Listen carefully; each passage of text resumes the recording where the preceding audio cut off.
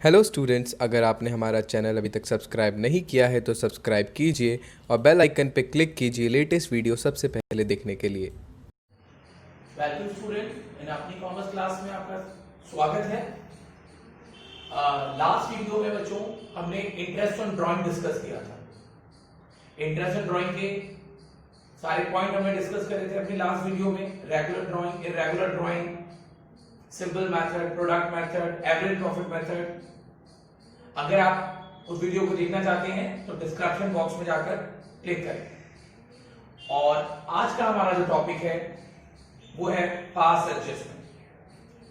Adjustment is a close account, very important topic for the board purpose.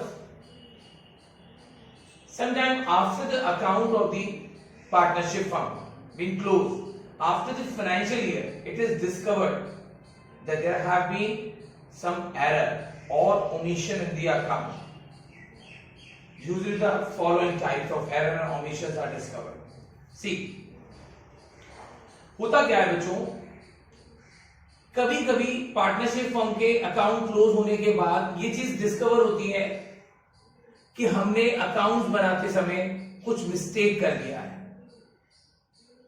कुछ error हमारी अकड़ हो गई है, कुछ ओमिशंस हो गए हैं, जिसकी वजह से डेफिनेटली हमारा अकाउंट क्या हो गया है, रॉन्ग हो गया है। और उसका इंपैक्ट फाइनली किस पर पड़ा है, कैपिटल अकाउंट पर। पीएनएल एप्रोप्रिएशन में होने वाली माइनर मिस्टेक भी किसको इफेक्ट करती है स्टूडेंट, कैपिटल अकाउंट को, क्योंकि कैपिटल अकाउंट एप्रोप्रिएशन के बाद बनाने वाला अकाउंट है और एप्रोप्रिएशन के यूजुअली आइटम्स कैपिटल अकाउंट में लेके जाते हैं, तो हमारा कैपिटल अकाउंट भी रॉन्ग हो गया होगा। सो यूजुअली जो एरर और ओमिशन होते हैं, they like when interest on capital और ड्राइंग में हैव बीन ओमिटेड। आपने इंटरेस्ट ऑन कैपिटल नहीं कैलकुलेट किया या इंटरेस्ट ऑन ड्राइंग चार्ज करना भूल गए। When profit and losses have been distributed among the partners in a wrong proportion, आपको जिस रेशियो में बांटना था आप उसमें ना बांटकर किसी और रेशियो में बांट गए प्रॉफिट। ओके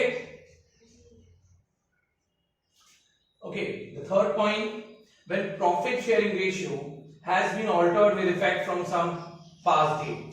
अगर लास्ट ईयर में जो हमारा प्रॉफिट डिस्ट्रीब्यूट हुआ है वो अलग रेशियो में होना चाहिए और हम उसको ऑल्टर करना चाहते हैं लास्ट ईयर से, उसमें कुछ चेंजेस करना चाहते हैं। When salary और कमीशन हैज बीन ओमिटेड, जब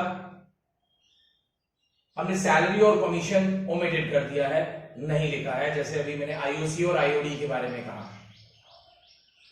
In such cases, instead of altering the close account and sign balance sheet, rectification and adjustment is made at the beginning of the next year। Students, हम जो account close हो चुके हैं, balance sheet जो हमारी proper signed हो चुकी है, अब हम उसमें कोई ऑल्टर नहीं कर सकते। That is a very long process. ठीक है, तो अब इस रेक्टिफिकेशन को हम कैसे सही कर सकते हैं, इस मिस्टेक को जो हमारे कैपिटल अकाउंट में अकर हुई है, हम इससे कैपिटल अकाउंट में पड़ने वाले इफेक्ट को रेक्टिफाई करेंगे by passing a entry at the time of beginning of the next year, जिससे हम नेक्स्ट ईयर में उस मिस्टेक को स्टार्टिंग से ही क्या कर सके, रेक्टिफाई कर सके। ठीक है, अब हम इसके रिगार्डिंग न्यूमेरिकल क्वेश्चंस करेंगे। ओके, तो अब हम लोग करेंगे पास एडजस्टमेंट के रिगार्डिंग कुछ न्यूमेरिकल पॉइंट्स। ओके बच्चों, मैं वन बाय वन डिस्कस कर रहा हूं, बहुत स्टार्टिंग बिल्कुल जीरो से स्टार्टिंग कर रहा हूं। एक छोटा सा क्वेश्चन मैंने टेकअप किया है जिसमें सिर्फ एक पॉइंट है इंटरेस्ट ऑन कैपिटल को लेकर। धीरे धीरे हमारे पॉइंट्स इंक्रीज होते जाएंगे, धीरे धीरे हमारे एरर्स और ओमिशंस बढ़ते जाएंगे। यस, यहां पर अभी हमने टेकअप किया है सिर्फ एक इंटरेस्ट ऑन कैपिटल। एबीसी तीन पार्टनर हैं इन अ फर्म, रेशियो गिवन नहीं है तो it was assume equal. They have omitted interest on capital at the rate of 10% per annum. Partner भूल गए हैं इंटरेस्ट ऑन कैपिटल को कैलकुलेट करना, their capital on 1st April 2019, मतलब initially 1,90,000 and 80,000। आप आईओसी कैलकुलेट करना भूल गए हैं। अब आप क्या करेंगे, आपने P&L एप्रोप्रिएशन बना दिया होगा। थोड़ा सा इमेजिनरी करिए कि आपने P&L एप्रोप्रिएशन बना दिया और आईओसी के बिना आपने जो डिविजिबल प्रॉफिट है वो पार्टनर्स में डिस्ट्रीब्यूट कर दिया और कैपिटल अकाउंट में गलत प्रॉफिट ट्रांसफर करके कैपिटल अकाउंट क्लोज कर दिया। अब जब ये डिस्कवर्ड हुआ कि आपने ओमिशन कर दिया है, अब आप इसको कैसे रेक्टिफाई करेंगे? बच्चों, आप दोबारा ना तो एप्रोप्रिएशन अकाउंट बनाएंगे ना कैपिटल अकाउंट। आपको सिर्फ देखना है कि इस मिस्टेक की वजह से हमारे कैपिटल अकाउंट पर एग्जैक्ट कितने रुपए का इफेक्ट पड़ा, किस पार्टनर का कैपिटल अकाउंट ज्यादा हो गया, किसका कम रह गया। बस आपको उस इफेक्ट को पता लगाना है बाय दिस वर्किंग नोट। ठीक है, अब हम कैसे करेंगे इस क्वेश्चन को? सबसे पहले आपने टेबल शोइंग एडजस्टमेंट, इस वर्किंग नोट का नाम डाला, पार्टनर के नाम, फिर आप देखेंगे कि आप कौन सा चीज ओमिटेड कर रहे हैं। जैसे आईओसी, इंटरेस्ट ऑन कैपिटल, आप देखेंगे कि इंटरेस्ट ऑन कैपिटल एप्रोप्रिएशन के डेबिट में लिखने के बाद हम कैपिटल अकाउंट के किस साइड में लिखते? हम उसे कैपिटल अकाउंट के क्रेडिट साइड में रिकॉर्ड करते, क्रेडिट साइड। तो ये आ गया क्रेडिट 10%, 10,000, 9,000 और 8,000, टोटल हो गया 27,000। यस, 27,000 ये हमने रिकॉर्ड कर लिया।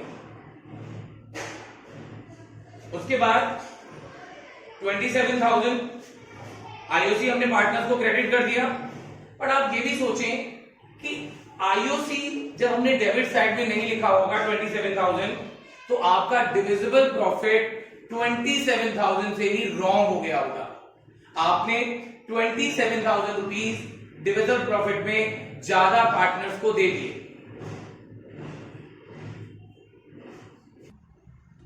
तो हमारा डिविजिबल प्रॉफिट जो ज्यादा बट गया होगा वो 27 से ही बटा होगा। थोड़ा सा आपको इमेजिनरी सोचना होगा कि P&L एप्रोप्रिएशन अकाउंट में अगर डेबिट साइड में आप 27,000 का इंटरेस्ट ऑन कैपिटल नहीं लिखते हैं तो डिविजिबल प्रॉफिट पर इफेक्ट भी सिर्फ उतने का ही आता है, सिर्फ 27 का ही आएगा। 27 से आपका प्रॉफिट ज्यादा बढ़ गया होगा। जब हम पार्टनर को करेक्ट आईओसी दे रहे हैं तो वो जो गलत प्रॉफिट उन्हें बढ़ गया है वो सारा प्रॉफिट उनसे वापस ले लेंगे। पार्टनर्स को कुछ देना है तो क्रेडिट करके, पार्टनर से कुछ वापस लेना है तो डेबिट करके। ठीक है, क्योंकि ना तो हमने वो प्रॉफिट कभी उन्हें कैश में दिया था जो हम कैश में उनसे वापस लेंगे। सिर्फ इफेक्ट बच्चों कैपिटल अकाउंट पर ही पड़ेगा। हम उन्हें करेक्ट आईओसी दे रहे हैं, इनसे उनकी कैपिटल को क्रेडिट कर रहे हैं, तो अब जो प्रॉफिट जो गलत बढ़ गया है 27,000 उनके इक्वल रेशियो में वो उसे वापस दे रहे हैं डेबिट करके। अब देखिए, एक क्रेडिट हो रहा है 10,000 से, डेबिट हो रहा है 9,000 से, तो इसका मतलब इसे क्रेडिट करना है 1,000 से। तो कैपिटल अकाउंट जो एक का गलत हुआ है सिर्फ एक से ही हुआ है, सिर्फ एक से। देना चाहिए था 10 आईओसी का, तो गलती से प्रॉफिट ज्यादा दे दिया 9। तो इफेक्ट एक्चुअल में जो कंक्लूजन है वो 1,000 का डिफरेंस का है बस। तो उसी 1,000 से उसे क्रेडिट कर देंगे। बी सही रहा, उसको अगर आईओसी मिलता तब भी 9 ही मिलता और प्रॉफिट जो गलती से मिला वो भी 9 ही मिला। तो इसके कैपिटल में कोई एक्चुअल में कोई इफेक्ट नहीं पड़ा। सी के भी 1,000 का इफेक्ट पड़ा डेबिट साइड में, क्योंकि इसको प्रॉफिट ज्यादा मिल गया 1,000, तो वो प्रॉफिट इससे वापस ले रहे हैं। हमारी एडजस्टमेंट एंट्री हो जाएगी C is capital account debit to A is capital. Okay okay, one more question. ठीक, थोड़े से पॉइंट हमने और लिए हैं।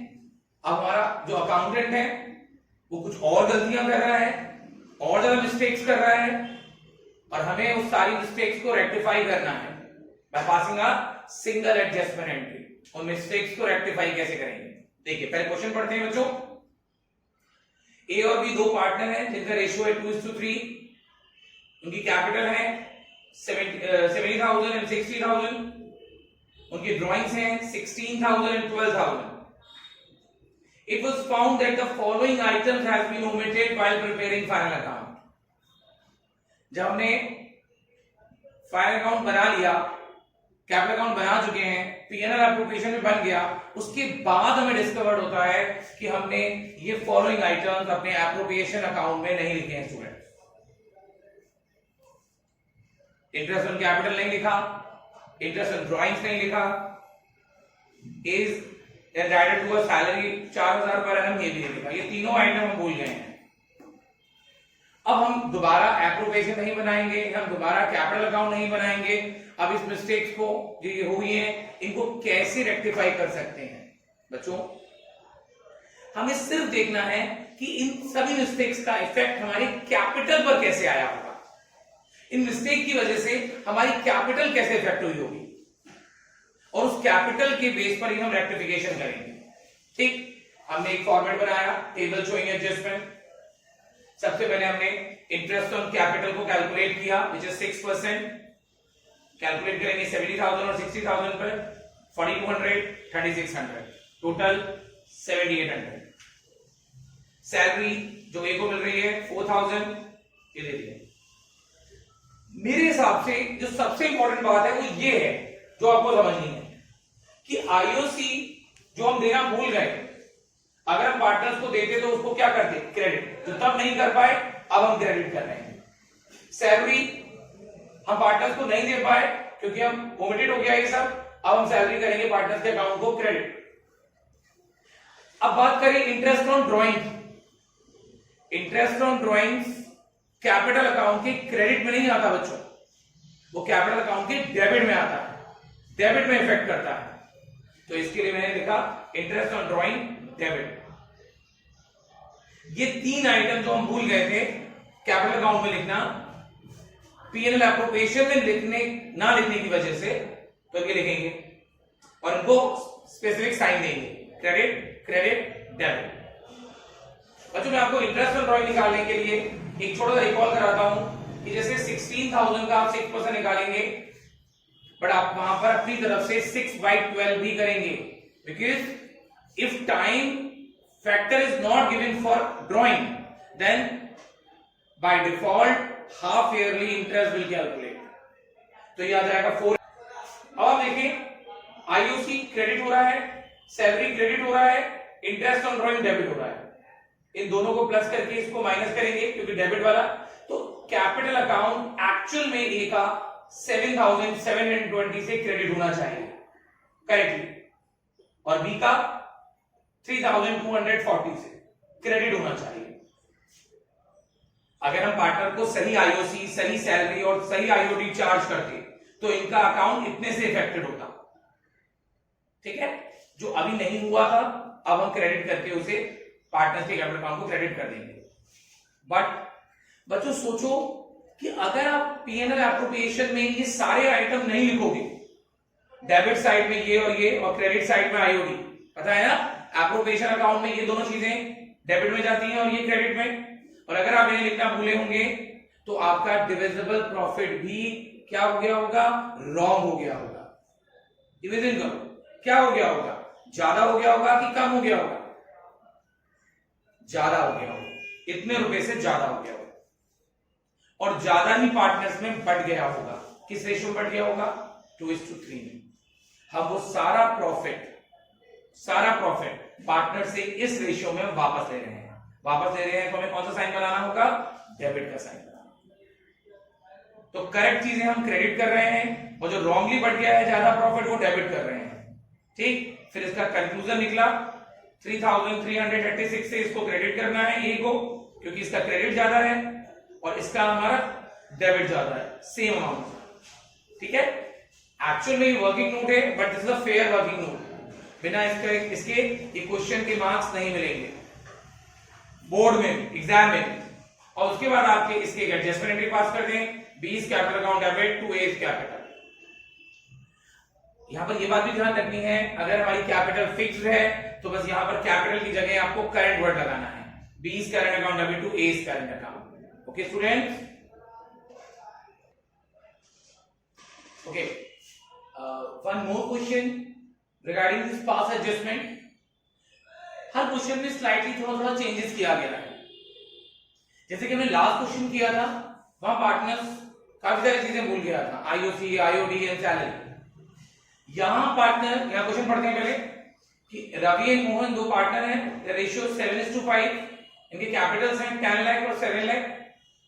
पार्टनरशिप भी प्रोवाइड करती है कि उन्हें आईओसी मिलना है 12%, रवि को सैलरी मिलना है 6,000 पर मंथ और मोहन को सैलरी मिलना है 60,000 per year. This is the important line. The profit for the year ended was ₹5,04,000 which was distributed equally without providing for the other। मतलब कि हमने इस पूरे 5,04,000 को बिना इन दो प्रोविजन के इक्वल डिस्ट्रीब्यूट कर दिया, इक्वल। तो पिछले दो क्वेश्चन के कंपैरेटिवली इस क्वेश्चन में एक बहुत बड़ा चेंजेस ये आया कि हमने ये प्रोविजन तो ओमिटेड किए ही, ये दोनों प्रोविजन तो ओमिटेड किए ही, साथ ही हमने ये जो रेशियो है ये भी गलत कर लिया। 7:5 की जगह हमने सारा प्रॉफिट इक्वल बांट दिया, मतलब पूरे 5,04,000 जो पार्टनर्स को दिए हैं वो सारे गलत दिए हैं। तो प्रैक्टिकली अगर सोचो कि अगर ऐसा हो जाए कि हमें किसी को देना हो ये, ठीक है, और दे दिया आपने 5,04,000 इक्वल, तो आप उसको कैसे सही करेंगे कि जो सही चीजें हैं हम उसे देंगे और जो गलत चीज उसके पास चली गई है वो उससे कहेंगे वो वापस कर दो। प्रैक्टिकली यही तो करेंगे, बस यही हमने ऐसे स्टेटमेंट बना के करा है। पार्टनर्स को जो जो देना है वो हमने क्रेडिट करके दिया और जो वापस लेना है वो डेबिट करके दिया। शुरुआत करते हैं। सबसे पहले हमारा अकाउंटेंट आईओसी देना भूल गया। अगर आईओसी देते तो हम पार्टनर्स की कैपिटल को क्या करते, क्रेडिट। 12% ऑन 10 लाख और 7 लाख, इट इज 120 और 84,000, टोटल 2,04,000। सैलरी 12 6 72 और उसकी 60,000 पर एनम, ये आगे 1,32,000।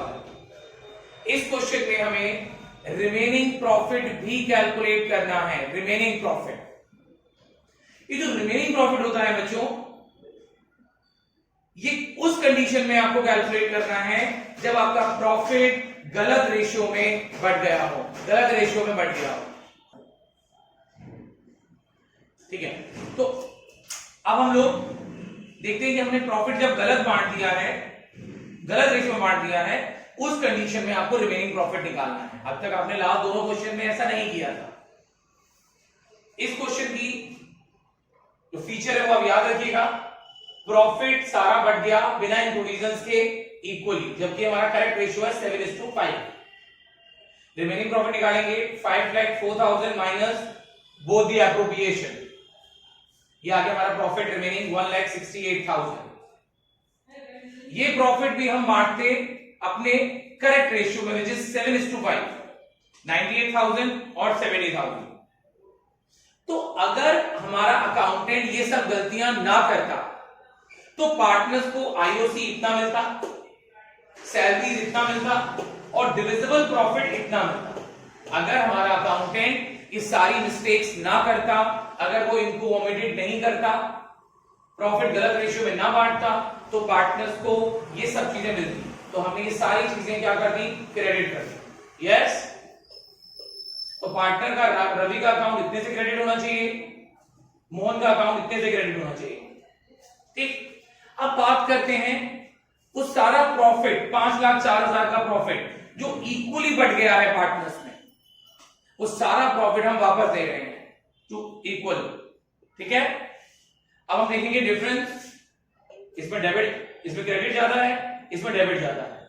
एंट्री हो जाएगी मोहन टू रवि। ओके, तो ऑलमोस्ट हमने क्वेश्चन जो करा है पास एडजस्टमेंट क्वेश्चन, समझ में आया होगा कि पास एडजस्टमेंट के क्या डाउट्स हैं, ठीक है। ओके, तो हमारी जो नेक्स्ट वीडियो होगी वो होगी गारंटी के regarding, that is also a very important topic, guarantee.